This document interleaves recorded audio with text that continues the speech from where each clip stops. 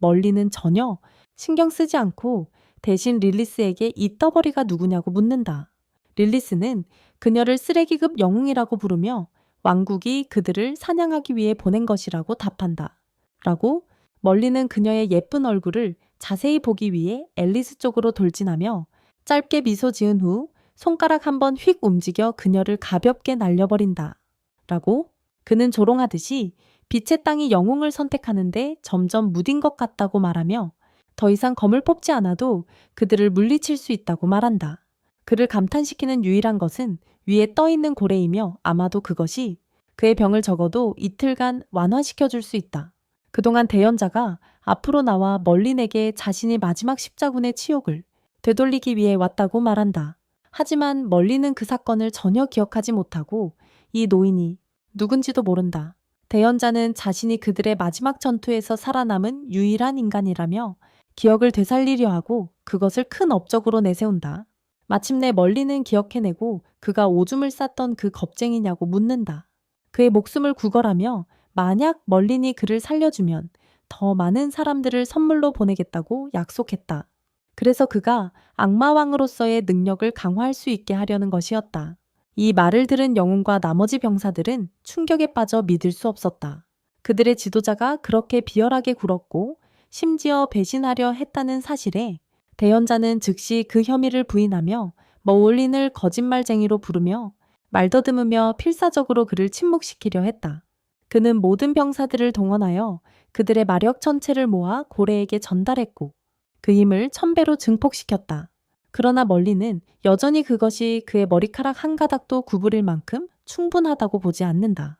고래가 공격을 시작하기 전에 그는 어둠의 칼을 뽑아 한번 휘둘러 모든 것을 산산조각 내어 그랜드 현자의 계획을 완전히 무너뜨린다.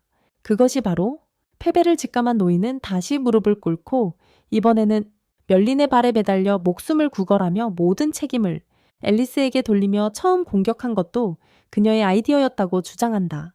그 순간 성에서 종소리가 울리며 시간이 됐다는 알림이 울린다. 7 마왕의 주간 회의. 그리고 멀리는 이제 주간 보고서를 제출해야 한다. 그는 그 사실을 뼈저리게 깨닫는다. 패닉에 빠져 머리를 쥐어뜯으며 성으로 급히 돌아간다. 왜냐하면 한 글자도 쓰지 않았기 때문이다. 그의 적들은 가장 무서운 마왕이 사실 서류 작업을 두려워한다는 사실에 완전히 할 말을 잃는다. 앨리스는 그를 중간에 막으려 하며 아직 전투 중임을 상기시킨다. 그래서 멀리는 그 자리에서 또 한 번 검을 휘두르며 전투를 끝낸다. 백이 공격으로 거의 간신히 방어한 앨리스를 제외한 모든 인간들을 전멸시킨다. 자신을 성으로 돌아와서 멀리는 다른 마왕들과의 회의에 참석한다. 그들은 이미 그가 어둠의 땅을 개선하는데 전혀 진전이 없다는 것을 알고 있다. 성과도 없고 진전도 없으며 당연히 보고서도 없다.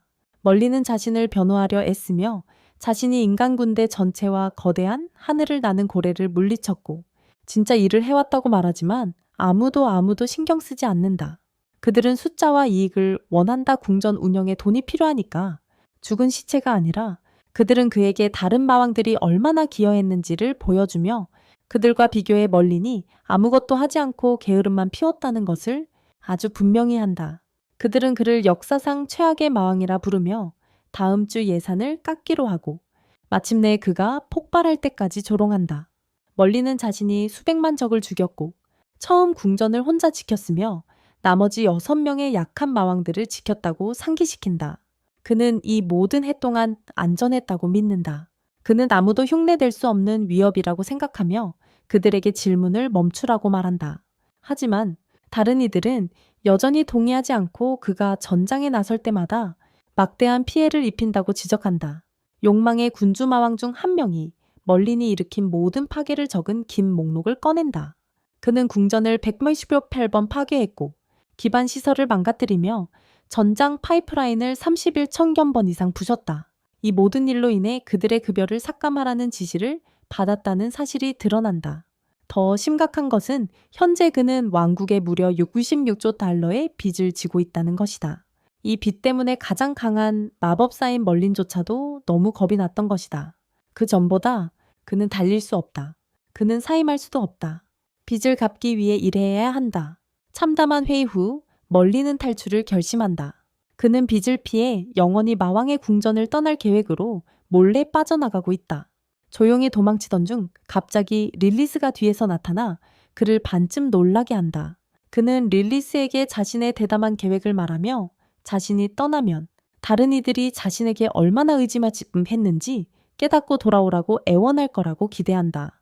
심지어 그는 자신의 영광스러운 복귀를 상상하며 킥킥대기까지 한다. 하지만 릴리스는 그가 해고된 줄 알았고 멀리는 그가 저주받은 심장을 고치기 위해 스스로 사임했다고 주장한다. 그 심장은 점점 작아지고 있다고 한다. 저주는 실제지만 이 녀석은 분명 변명을 하고 있다. 통증을 일시적으로 완화시키는 유일한 방법은 강력한 적을 처치하는 것이라고 한다. 강력한 적을 처치하는 것. 그는 이제 세상을 여행하며 가장 강한 적들을 사냥해 저주를 완전히 풀겠다고 주장한다. 릴리스는 그 말을 믿지만 여전히 그가 떠나는 걸 원치 않는다. 그녀의 오빠가 싸움 외에는 아무것도 못해서 밖 세상에서 하루도 살지 못할 거란 걸 알기에 계속 그에게 머물라고 강하게 권한다. 그는 자신이 다른 마왕들에게 66조의 빚을 지고 있으며 그 빚을 갚아야 한다고 밝힌다. 여기 더 오래 있으면 빚을 갚으려고 죽도록 일해야 할 거야. 이 말을 듣고 리리스는 즉시 마음을 바꿔 그를 보내며 새로운 직장을 찾아 빚을 갚을 만큼 돈을 벌고 나서야 돌아오라고 한다. 빚지다. 한편 전장에선 앨리스가 리리스에게 들키지 않으려고 죽은 척한다. 리리스는 아무렇지 않게 주변을 어슬렁거리고 있다. 즉 다른 이들이 모두 무너져 사라진 지금 앨리스만이 전장에 남아있으니 리리스가 그녀를 분명히 알아차릴 것이다. 릴리스도 그렇지만 그녀는 앨리스가 죽었다고 생각하며 그런 예쁜 얼굴이 이렇게 빨리 사라졌다는 게 안타깝다고 중얼거린다. 그녀 같은 예쁜 얼굴이 이렇게 빨리 가다니 안타깝다고 앨리스의 시신을 궁전으로 가져가 그녀의 피규어 수집품 일부로 삼을까 생각한다. 하지만 그 갑옷을 입은 채로 옮기는 건 번거로울 거다. 그래서 대신 머리만 가져가기로 결심한다. 하지만 그녀가 무력화시키려는 순간 앨리스가 움찔하며 피한다. 릴리스는 크게 웃음을 터뜨리며 앨리스가 단지 속이고 있었다는 걸 알고 있었음을 드러낸다. 이번에는 릴리스가 농담을 그만둔 거야. 그녀는 동생 앞에서 자신을 창피하게 만든 앨리스를 벌주고 싶어해. 자신이 이길 수 없다는 걸 알자 앨리스는 도망쳐. 고양이와 쥐놀이를 좋아하는 릴리스는 2마리의 늑대를 불러서 예쁜 작은 쥐를 쫓게 해. 한편 멀리는 해안에 도착해. 마귀 대륙을 탈출하려면 마귀 바다를 건너야 해. 그는 현명자의 군대가 남긴 배들을 보고 운이 좋다고 생각해. 멀리서부터. 하지만 그가 부두에 도착했을 때 모든 배가 완전히 파괴된 것을 보고서야 자신이 적들을 쓸어버릴 때 사용한 그 배기 공격이 배들도 함께 파괴했다는 것을 깨닫는다. 불행히도 악마들은 수영을 할 수 없으며 물속을 걸어 다닐 수 있는 방법이 있음에도 아말리이다. 그로 인해 멀리는 완전히 갇혀버렸고 어떻게 이곳에서 빠져나갈지 고민하게 된다. 그는 작은 배를 가지고 있지만 바다를 건너는 것은 너무 번거로워서 그에게는 그때 앨리스가 달려오고 있는데 여전히 늑대들에게 쫓기고 있었다. 죽음이 임박했음을 깨닫고 그녀는 마침내 주인의 말을 기억한다. 그들이 항상 그녀에게 영웅이 되지 말라고 말했지만 그녀는 아직 너무 약했고 비인간 전사들과 맞설 수 없을 것이라고 그때 앨리스는 주인의 말을 듣지 않고 유명해지고 싶어 했다. 더욱이 황량한 눈 덮인 산속에서 주인과 함께 지내는 것이 그녀를 믿게 만들었다. 그녀는 결코 꿈에 그리던 왕자를 찾지 못할 것이다. 이제서야 그녀는 주인이 옳았다는 것을 이해한다. 이 세상은 너무나도 무섭다. 그녀는 신들에게 단 한 번만 살게 해달라고 기도하며 기술을 연마한 뒤에야 다시 나가겠다고 약속한다. 어떻게든 힘을 모아 늑대 하나를 물리친다. 하지만 다른 늑대는 진짜 악마 모습으로 변해 그녀를 완전히 압도한다. 죽음 직전 그녀는 자비를 구하며 절망에 빠지고 싶다고 외친다. 사랑하고 아이를 낳고 죽기 전까지. 그때 그녀의 뜻밖의 구원자 멀리니 하늘에서 내려와 아무렇지 않게 마귀 늑대를 무해한 작은 강아지로 바꿉니다. 그는 앨리스를 바라보며 그녀를 노예로 만들어서 자신이 무료 노동력을 얻으려는 악마 같은 생각을 합니다. 그는 앨리스를 반쯤 완성된 영웅이라 부르며 자신이 그녀의 생명을 기술적으로 2번 구했으니 이제 그녀는 자신에게 속했고 노예가 되어 그 빚을 갚아야 한다고 상기시킵니다. 그녀가 반응하기도 전에 그는 그녀를 들어올려 작은 노 젓는 배로 데려간다. 이전부터 계획했던 대로 그녀를 노로 사용하는 바의 엔진으로 삼아 악마의 바다를 건너려는 것. 그가 직접 할 만큼 게으르기 때문이다. 왜 이렇게 되어야만 했을까? 앨리스는 사악한 마왕을 물리치고 영광을 차지하며 잘생긴 왕자와 결혼하는 게 목표였다. 그랬는데 이 십자군 원정은 그녀가 잘생긴 왕자를 붙잡는 것으로 이어질 예정이었지만 실제로 그녀가 잡고 있는 건 목재로 만든 노뿐이다. 한편 달리 할 일이 없는 멀리는 포즈를 취하며 오라를 모으고 있다. 그는 앨리스에게 자신의 노예라는 신분을 소중히 여기라며 축복이라고 말한다. 하지만 앨리스는 이른바 축복이 보수도 없고 휴식 시간도 전혀 없다고 중얼거린다. 어쨌든 그녀는 계속 배를 젓고 고향에 도착하면 이 수모를 1000배로 갚겠다고 말한다. 그녀는 분노를 모아 배를 엄청 빠르게 젓는다. 하지만 출렁이는 파도 속에서도 멀리는 단단히 서 있다가 그가 균형을 잡기 위해 발을 보트에 고정했다는 걸 깨닫는다. 웃음. 낮은 밤으로 바뀌고 앨리스는 결국 끊임없이 노를 젓느라 지쳐버린다. 반면에 멀리는 어디서 나타난 건지 모를 난로를 꺼내. 맛있고 김이 나는 식사를 직접 요리한다. 음식 냄새를 맡으며 그는 앨리스에게 왜 노를 그만뒀냐고 묻고 자신이 본 중 가장 쓸모없는 영웅이라고 부른다. 앨리스는 더 이상 이 남자를 믿지 못한다. 인내심이 한계에 다다르자 그녀는 패드를 그에게 던지고 그만두겠다고 말한다. 일을 다시 시작하게 하려던 멀리는 자신의 음식을 나누겠다고 제안한다. 처음에 앨리스의 자존심이 허락하지 않지만 배가 꼬르륵거리기 시작하자 그녀는 결국 양보하고 음식을 먹는다. 그 맛이 너무 좋아서 멀린을 주인이라고 부르기 시작하고 눈물을 흘리며 자신에게 척추가 전혀 없음을 인정한다. 고기의 냄새에 이끌려 악마 상어들이 몰려들고 겁먹은 앨리스는 곧장 머린의 무릎에 앉는다. 머리는 살짝 눈길을 주기만 해도 상어들을 쫓아낸다. 앨리스는 왜 갑자기 저 괴물들이 도망쳤는지 궁금해하고 머리는 놓치지 않는다. 기회를 잡아 자랑한다. 이 바다 전체에서 가장 강한 생물은 바로 자신이라고. 그가 그래서 상어들이 겁먹은 거야. 하지만 앨리스는 그게 다는 아니라고 생각한다. 그녀는 이 바다 아래에 바다 괴물이 살고 있다는 소문을 들었고 그들이 만나는 일이 없기를 바란다. 공격을 피하기 위해 들은 바로는 성스러운 용의 배설물을 선박에 바른다고 한다. 이 말을 듣고 마법사 멀리는 드디어 앨리스의 군대가 냄새가 심했던 이유를 깨닫는다. 그녀는 방어적으로 반응하며 아주 긴 연설을 시작하는데 성스러운 용의 똥이 금보다 더 가치 있다고 말한다. 하지만 알고 보니 용이 수수께끼처럼 사라졌다고 한다. 그녀의 말에 조금이라도 진실이 있다면 멀리니 용통을 판다면 드디어 일을 하지 않고도 빚을 갚을 수 있다는 뜻이다. 그래서 그는 악마 짐승을 묶는 계약 수정구를 꺼내며 그가 버키라 이름 붙인 성룡을 소유하고 있다고 밝힌다. 이제 그는 버키의 똥을 이용해 빚을 갚으려 하며 더 이상 대륙을 떠날 필요가 없다는 사실에 약간 기뻐한다. 그러나 갑작스러운 운명의 반전으로 멀린의 손이 미끄러지고 수정구가 바다로 떨어지고 만다. 크리스탈을 잃고 멀린이 수영을 못하게 되자 그는 앨리스와 함께 빛의 땅으로 가는 것 외에는 선택지가 없다. 계속 나아가던 중 갑자기 바다가 얼마나 잔잔해졌는지 눈치챈다. 주변에 물고기가 전혀 보이지 않자 멀리는 강력한 포식자가 근처에 있다고 의심한다. 그가 그렇게 말하는 순간 바다 괴물이 그들 아래에서 모습을 드러낸다. 하지만 멀리는 괴물과 맞서지 않고 자신이 수영을 못한다고 앨리스에게 털어놓는다. 그래서 앨리스가 직접 나서서 검으로 받아 괴물을 찌르지만 전혀 상처를 입히지 못할 뿐더러 괴물을 더욱 화나게 만듭니다. 멀리는 괴물이 무가치한 존재임에도 불구하고 그들을 바다 건너편으로 데려다주는 중요한 일을 하게 설득하려 합니다. 하지만 괴물은 그에게 침을 뱉습니다. 그리고 주변의 모든 물을 빨아들이며 그들을 삼키려고 합니다. 배가 곧 부서질 위기에 처하자 멀리는 마침내 검을 뽑아 한 번 휘둘러 괴물을 죽입니다. 멀리는 오만하고 뻔뻔할지도 모르지만 한 가지는 이제 앨리스에게 분명하다. 멀리는 존재하는 가장 강한 존재다. 남은 여정은 순조롭게 흘러가고 얼마 지나지 않아 그들은 해안에 도착한다. 멀리는 이번 여행이 자신에게 얼마나 힘들었는지 말하지만 그는 그저 게으름 피우고 앨리스를 시키기만 했을 뿐이다. 앨리스는 그의 위선을 지적하지만 멀리는 자신이 현명하게 명령함으로써 기여했다고 말한다. 그렇지 않았다면 절대 해안에 도착하지 못했을 것이다. 그래, 맞아. 어쨌든 멀리는 앨리스가 더 이상 자신의 노예로 두기에는 너무 쓸모없다고 생각해서 그녀를 해고하고 슬퍼하지 말라고 말했어요. 원래부터 그런 의도가 아니었으니까. 그 말이죠.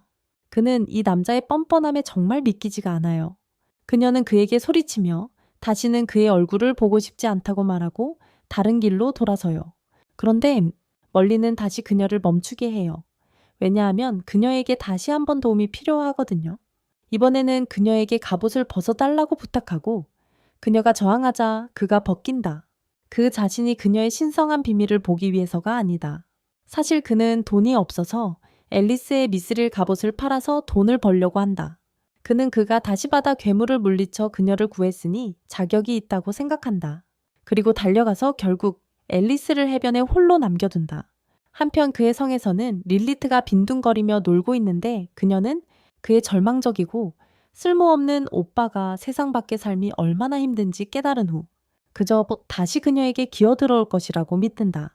앨리스가 도시로 돌아왔을 때 그녀는 따뜻하게 환영받지 못하고 끌려가 법정에 서서 동료들의 죽음에 대한 책임을 물었다. 판사는 머린을 정복하기 위해 파견된 군대가 완전히 전멸한 것이 그녀의 무능함 때문이라고 선언한다. 그 군대는 완전히 전멸했다. 게다가 그녀는 대대로 영웅들에게 전해져 내려온 미스릴 갑옷도 잃었다. 그 갑옷을 처벌로 판사는 그녀의 영웅 자격을 박탈하고 왕국에 5천만 골드를 보상하라고 명령한다. 앨리스는 자신의 갑옷이 마왕에게 빼앗겼다고 변명하며 자신을 변호하려 하지만 그 변명은 모두 무시당한다. 판결은 이미 확정되었다. 1년이 지나고 앨리스는 한 배 위에서 그녀보다 한 단계 위인 성스러운 눈물 계급의 두 해적과 싸우고 있다. 그녀는 인질로 잡힌 시장의 딸을 구하러 왔지만 싸움이 너무 서툴러서 해적들이 전투 중간에 웃음을 터뜨리며 그녀를 마무리하려 한다. 바로 그 순간이다. 예상치 못한 일이 일어난다. 남자가 갑자기 두 해적 위에 착지하며 그들을 발 아래 짓누른다. 그는 두 성수 해적이 어디로 갔는지 소리내어 궁금해하지만 자신이 착지하는 순간 그들을 짓누른 사실을 깨닫지 못하고 앨리스는 그들이 바로 그의 발 아래에 있다고 알려준다. 그렇다. 그는 인간으로 변장한 멀리님이 분명하며 그는 해적들이 성수였다는 소식을 듣고 그들을 처치하여 자신의 저주로 인한 고통을 무디게 하려 한다. 그를 추적하고 있다. 공격하기 전에 멀리는 두 해적에게 정중하게 사과하며 개인적인 감정은 아니라고 말한 뒤 검을 뽑아 단 한 번에 배기로 그들을 쓰러뜨린다. 그 배기는 거대한 충격파를 일으켜 앨리스가 호출한 지원 함선들도 파괴한다. 아직 그의 얼굴을 본 적 없는 앨리스는 그를 마왕으로 인식하지 못하고 이 신비로운 모험가와의 로맨틱한 만남을 상상하기 시작한다. 그녀는 천천히 그의 얼굴을 보고 싶어하며 그에게 다가간다. 하지만 머리는 그녀가 가까이 다가가기 전에 슈퍼맨처럼 날아가 버린다. 얼마 지나지 않아 한 뉴스 기자가 사건에 대해 생방송 보도를 하며 전국에 알려진 신비한 범죄자 나이트블레이드가 구조 함대 전체를 전멸시켰다고 대중에게 알린다. 앨리스는 기자에게서 마이크를 빼앗아 전혀 원하지 않는 의견을 내놓는다. 나이트블레이드는 범죄자가 아니라 성스러운 눈물 해적단을 무찌른 영웅이라고, 그렇다고 그녀는 그에 대해 감탄하며 이렇게 강하고 우아한 사람은 본 적이 없다고 말하기 시작한다.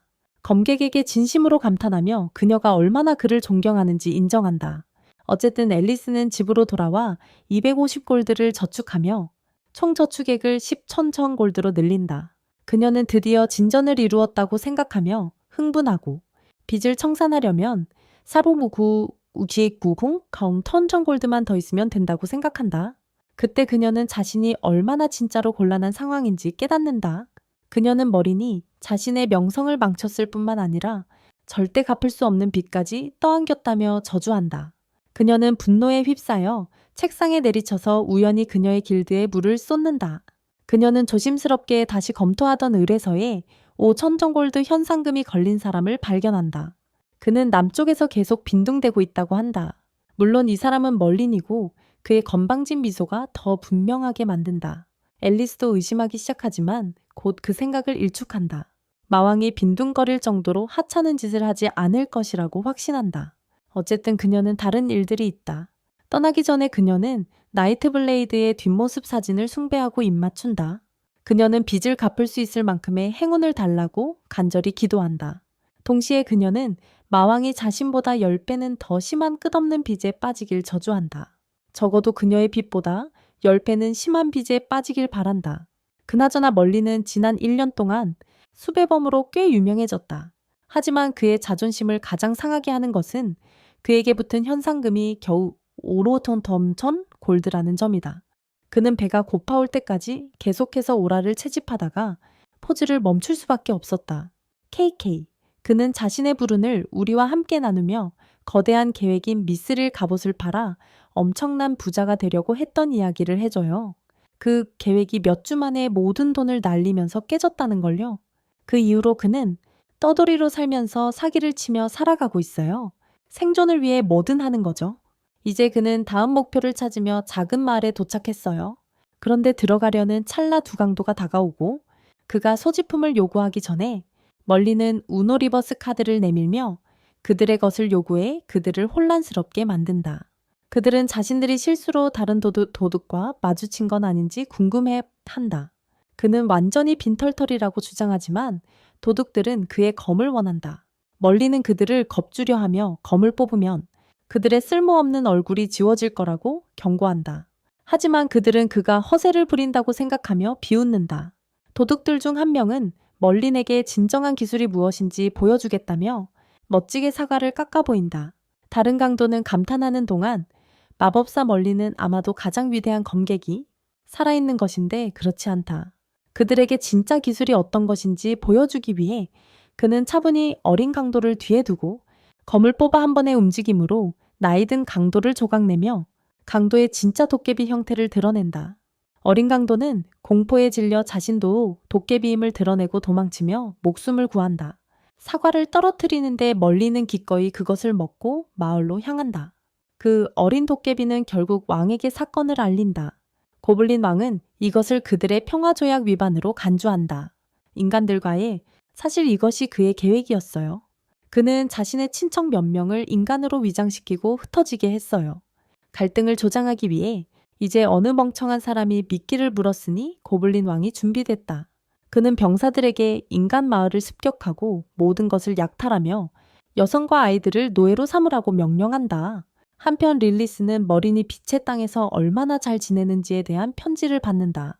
그는 지금 웅장한 성에 살고 있으며 수백 명의 하인들이 그를 모시고 있다고 한다. 수백 명의 하인들. 그래 친구야. 내 성은 텐트와 개 한 마리이고 수백 명의 하인이다.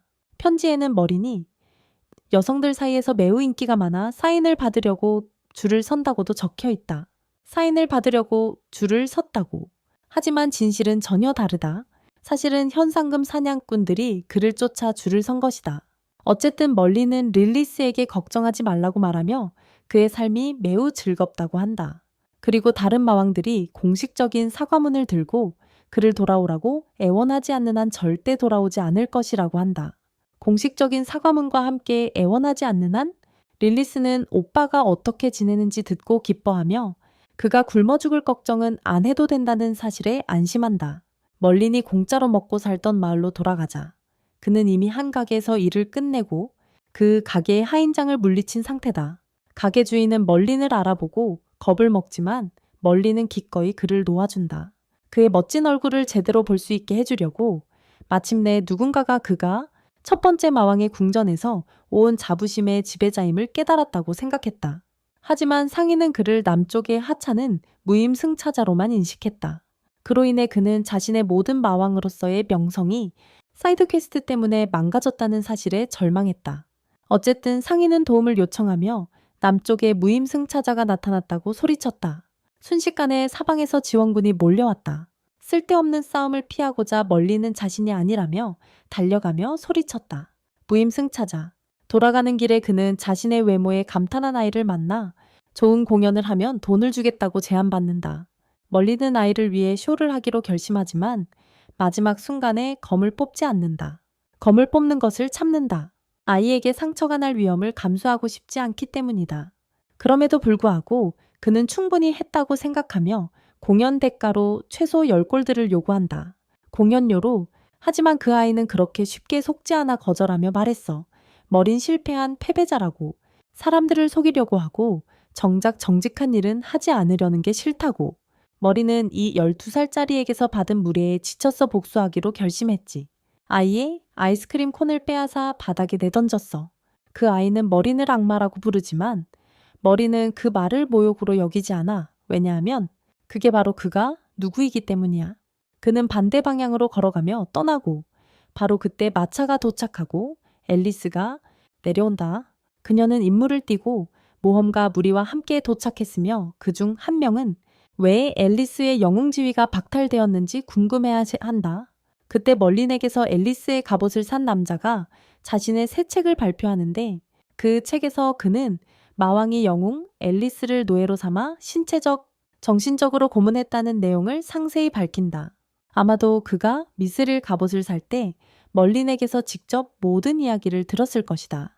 앨리스는 자신이 듣는 말을 믿을 수 없었고 무리 속 소녀에게 그런 일은 전혀 없었다고 설득하려자 하지만 그 소녀는 낯선 사람을 믿으며 서점 주인은 더 동정을 보이며 모두가 잊고 싶은 과거를 가지고 있다고 말한다.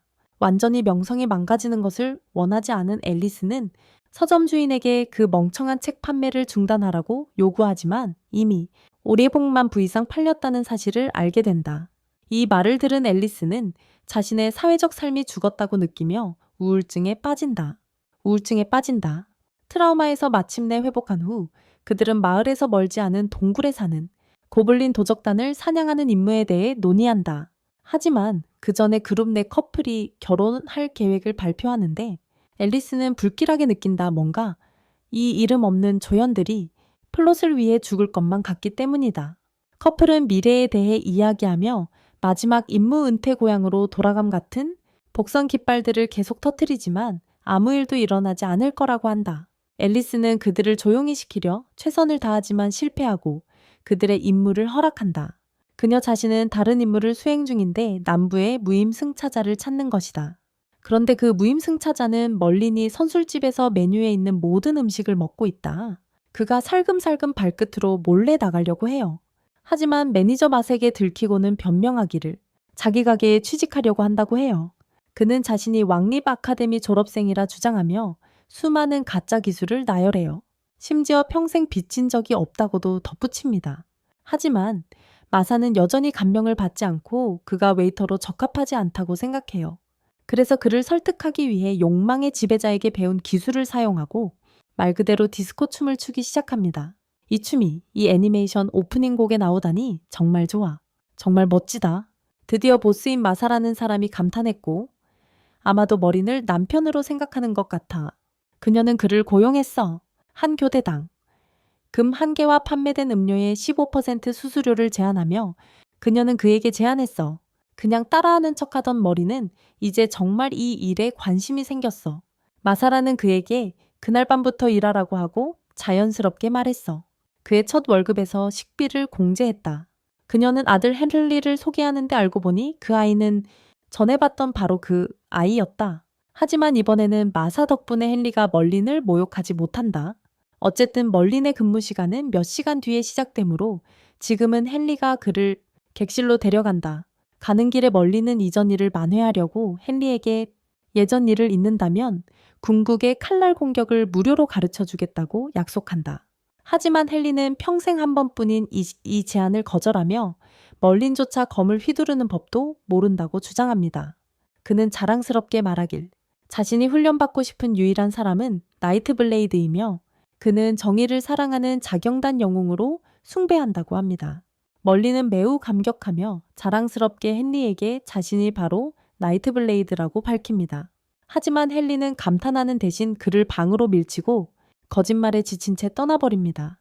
반면 모험가들의 그룹은 정복을 위해 출발합니다. 고블린 도적단이 이제 고블린 군대에 포위당했고 절망에 빠졌어요. 끝이네요. 누가 그걸 예상했을까요? 아마 앨리스는 몰랐겠죠. 그 소녀는 곧 죽임당할 위기에 처했고 그녀를 구하기 위해 남자친구가 고블린 마법사와 거래를 합니다. 다시 선술집으로 돌아오니 새로운 직원은 반은 게으름 피우고 반은 서빙을 하고 있어요. 그는 꽤 빨리 서빙하고 있지만 손님들은 만족하지 않아서 계속 불만을 표하고 있어요. 일반자 손님 음료 즐기세요? 서비스입니다.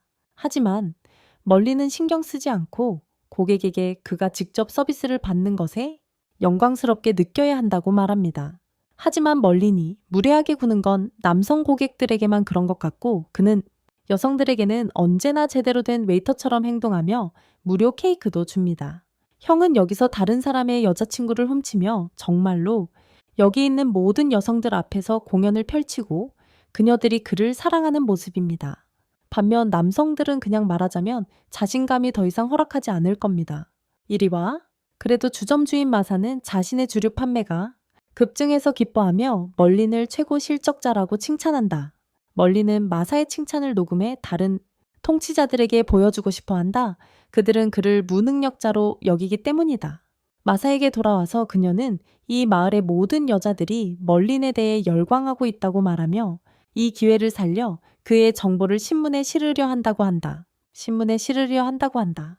멀린은 만약 그런 일이 일어나면 자신이 가장 무서운 악마 군주로서의 명성이 훼손될 것을 알고 있다. 그 일이 일어나지 않길 바라며 그는 마세게 하지 말아 달라고 간청하며 조용히 지내고 싶다며 대신 모든 손님을 잘 모시겠다고 약속한다. 마사는 멀린의 매혹적인 말에 넘어가고 아마도 문자 그대로 그에게 빠져든다.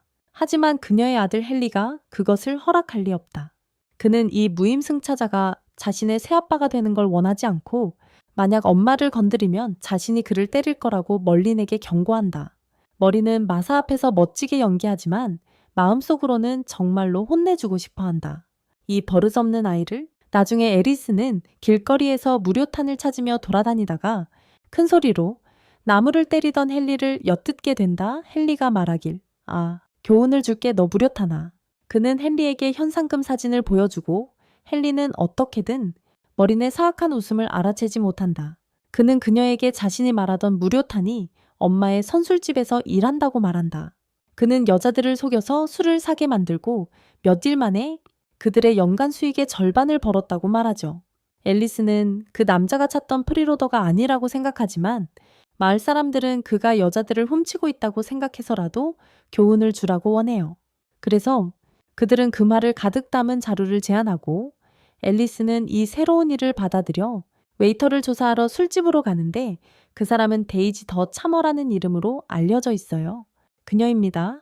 그녀가 선술집에 들어서자 온 곳이 혼란에 빠져 있는데 주로 여성들이다. 그들은 머린을 향해 소리치고 박수를 치고 있는데 머리는 과장된 살사춤을 추고 있다. 그의 눈은 가려져 있지만 미소는 현상금 사진과 확실히 일치하고 앨리스는 그가 남부의 무임승차자임을 확인한다. 하지만 그녀는 소란을 피우고 싶지 않다. 그가 훌륭한 도주 수단을 가지고 있음을 알기에 먼저 어둠 속에서 그에게 다가가려 한다. 그러나 다가가자 스포트라이트가 그녀를 비추고 머린이 그녀를 알아본다. 그는 물론 그녀의 무가치한 존재를 인정하지 않고 그녀를 강제로 그와 춤추게 한다. 하지만 곧 그는 그녀가 1년 전에 자신을 노예로 삼았던 반쯤 만들어진 영웅임을 깨닫고 그와 동시에 앨리스는 남쪽의 게으름뱅이 마법사 멀린이 바로 그라는 사실을 깨닫는다. 그 깨달음은 그녀를 완전히 굳게 만들지만 그가 이미 얼마나 그녀의 삶을 망쳤는지 기억하며 그녀는 검을 잡고 그의 얼굴을 재빨리 찔러보려고 한다. 멀리는 물론 그녀의 모든 공격을 피하며 그녀에게 요청한다. 합리적으로 그들에게는 오래된 아는 사이임을 상기시키지만 앨리스는 그를 자신의 아는 사람으로 여기지 않으며 복수를 원한다고 말한다. 멀리는 그녀 위에 올라타고 그녀를 진정시키기 위해 그들이 함께했던 시간과 어떻게 지냈는지에 대해 이야기한다. 앨리스는 눈물을 터뜨리며 멀린에게 해변에 그녀를 그런 상태로 남겨둔 것에 대해 후회가 없는지 묻는다. 그는 그녀에게 얼마나 큰 상처를 줬는지 표현하며 자신이 겪은 모든 일을 그의 탓으로 돌린다. 그래서 그녀는 그에게 진정한 남자라면 책임을 지라고 말합니다. 그녀의 말은 다른 맥락으로 해석될 수 있고 여자들은 전혀 다른 의미로 듣습니다. 완전히 다르게 말이죠. 그들은 멀린이 그녀를 이용한 뒤 자신이 얼마나 나쁜 사람인지 깨닫고 버렸다고 생각합니다. 그가 얼마나 나쁜 사람인지 말이죠. 그들은 떠나기로 결심합니다. 멀리는 앨리스에게 여자들에게 오해를 풀라고 요구하지만 그녀는 계속 울면서 갑옷을 돌려달라고 말합니다. 이 술집은 이 상황을 해결하기 위해 문을 닫고 마사도 앨리스가 멀린의 여자친구거나 그런 줄 알고 마음 아파하며 그에게 말한다. 그와 그녀 사이의 모든 걸 정리하라고. 멀린은 참을 수 없다. 그는 앨리스에게 울지 말라고 말한다. 자신이 울어야 할 사람은 자신이라고 생각하기 때문이다. 그는 그녀를 탓하며 장면을 만들고 공연을 망친 것에 대해 비난한다. 그의 평판이 더럽혀졌을 뿐만 아니라 오늘 밤에는 팁도 받지 못했다. 하지만 앨리스는 자신이 한 모든 일이 정당하다고 믿고 있습니다. 그녀는 머린에게 갑옷을 돌려주면 그를 내버려 두겠다고 말합니다. 머린은 이해하지 못합니다. 그는 그것이 앨리스가 여러 번 자신을 구해준 대가로 그에게 준 선물이라고 정말 믿고 있기 때문입니다. 그리고 설령 그가 그녀에게서 빼앗았다 해도 그는 그게 정당하다고 생각합니다. 왜냐하면 수년간 빛의 땅이 어둠의 땅으로부터 많은 것을 약탈해 왔기 때문입니다. 하지만 앨리스는 상관하지 않고 단지 갑옷을 되찾길 원합니다. 왜냐하면 그녀가 그것을 왕국에 돌려주면 왕국이 그녀의 빚을 탕감해 줄지도 모르기 때문입니다. 불행히도 멀리는 그것을 수천만 골드 코인에 팔았고 금세 다 써버렸어요. 그는 그것을 금세 다 써버렸어요. 하지만 그는 그녀에게 걱정하지 말라고 말하며 그녀의 갑옷은 단지 쓰레기라고 했어요. 그냥 쓰레기였어요? 앨리스는 여전히 신경 쓰지 않으며 멀린이 어떻게든 그녀에게 갑옷을 돌려주지 않으면 체포하겠다고 위협해요. 그녀의 위협을 듣고 멀린은 악당처럼 웃기 시작해요. 왜냐하면 그녀가 농담하는 게 아니니까요. 그녀의 위협을 들은 멀리는 악당처럼 웃기 시작한다. 왜냐하면 그녀가 농담하는 게 아니니까. 농담이 아니니까요. 그는 한 번의 일격으로 받아 괴물을 물리쳤다는 사실을 그녀에게 상기시킨다. 그 일격은 그녀의 나라에서 가장 강력한 해군을 놀라게 했고 그들은 배에 용똥을 놓을 정도였다. 배에 용똥을 놓았다. 그러니 그녀나 이 나라의 누군가가 그를 체포할 수 있다고 생각한다면 바보일 것이다. 앨리스도 그것을 깨닫고 거물버린다. 그녀는 멀린에게 국가에 5천만 골드의 빚이 있다고 말한다. 멀린은 감탄한다. 오랫동안 그는 여기저기서 몇천 골드 동전만 빚지고 있다. 그리고 그녀가 어떻게든 5천만을 모았다는 사실이 그에게는 미친 일처럼 느껴진다. 하지만 그가 깨닫지 못하는 것은 이 모든 게 그의 잘못이라는 것이다. 그녀는 상심한 채로 마침내 그에게 모든 것을 설명한다. 왕국이 그가 훔친 갑옷을 잃어버렸다는 이유로 그녀에게 거대한 빚을 지웠다는 것과 그 사실을 그리고 그녀가 빚을 갚기 위해 모험가 길드에 가입해 고위험 임무를 맡아 돈을 모아야 했던 것, 그 모든 이야기를 멀리는 앨리스의 우울한 이야기를 완전히 무시하고 자신의 집중을 맞춘다. 모험가 길드에 가서 정말 높은 보상과 성급 적들이 있는지 그녀에게 묻는다. 적들이 그는 생존을 위해 돈과 강한 적 모두가 필요해서 이 기회를 놓칠 수 없다. 기회를 그래서 그는 자신이 어떻게 모험가가 될 수 있는지 알려달라고 앨리스에게 요청한다. 과정을 배운 후 그는 그들이 오랜 친구라며 그녀에게 잘 봐달라고 호감을 보인다. 그리고 자신의 어린 시절 꿈이 모험가가 되는 것이었다고 말한다. 라고 한다. 솔직히 말해서 브로는 프로 거짓말꾼이야. 앨리스는 그의 거짓말을 눈치채고 그저 사라지라고 말하지. 한편 마사라의 아들 헨리는 화가 나서 마을의 문 주위를 돌아다니고 있어. 밤 늦게까지도 그 더러운 무임승차자를 다시 찾지 않으려고 그 순간 이전에 도깨비 마법사와 거래한 그 남자가 문으로 와서 경찰에게 문을 열라고 말해. 대개 자정에는 문을 열 수 없다는 규칙이 있는 것 같아. 하지만 그 사람은 경비원에게 예외를 허락해 달라고 하고 자신이 임무에서 동료들을 모두 잃었으며 간신히 가까스로 빠져나왔다고 말한다. 그래서 경비원은 그를 들여보내지만 뒤에 숨어있는 고블린 군대가 있다는 사실은 모른다. 문이 열리자 고블린들이 전면 공격을 개시하고 그 사람과 거래한 마법사가 먼저 공격하며 그에게 동료들에게 합류하라고 말한다. 왜냐하면 고블린은 절대 협상하지 않기 때문이다. 문이 열리자 고블린들이 전면 공격을 개시하고 마법사는 먼저 그를 공격하며 그에게 자신의 동료들과 함께 하라고 명령한다.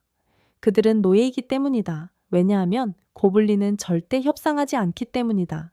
그는 그와 거래한 마법사가 먼저 공격하며 그에게 동료들과 합류하라고 말한다. 왜냐하면 고블린은 절대 협상하지 않기 때문이다. 헨리는 모든 것을 엿듣고 재빨리 건초더미 뒤에 숨어버린다. 목숨이 두려워서 한편 앨리스는 진정하기 위해 밖으로 나가 왜 그 악마 군주 스트리퍼 댄서가 이제 모험가가 되고 싶어 하는지 궁금해 한다. 그녀는 그가 왜 갑자기 모험가가 되고 싶어 하는지 의아해 한다. 그녀는 더 이상 오대연 전태 영웅골드를 받을 수 없다는 사실에 속상해 한다. 멀린을 잡는 건 사실상 불가능하기 때문이다. 멀린을 잡는 건 거의 불가능하다. 그녀가 확신하는 유일한 것은 그와 다시 엮이면 오히려 부름만 불러올 거라는 점이다. 지금 그녀가 가진 유일한 희망은 꿈의 왕자 나이트블레이드를 만나는 것이다. 그녀를 이 악마로부터 구해줘. 좌절감을 토한 후 그녀는 주변을 둘러보고 알아차린다. 이웃집들이 불타고 있다는 것을. 한편 두 고블린 야수들이 선술집으로 돌진한다. 멀리는 손님인 척하며 그들을 맞이한다.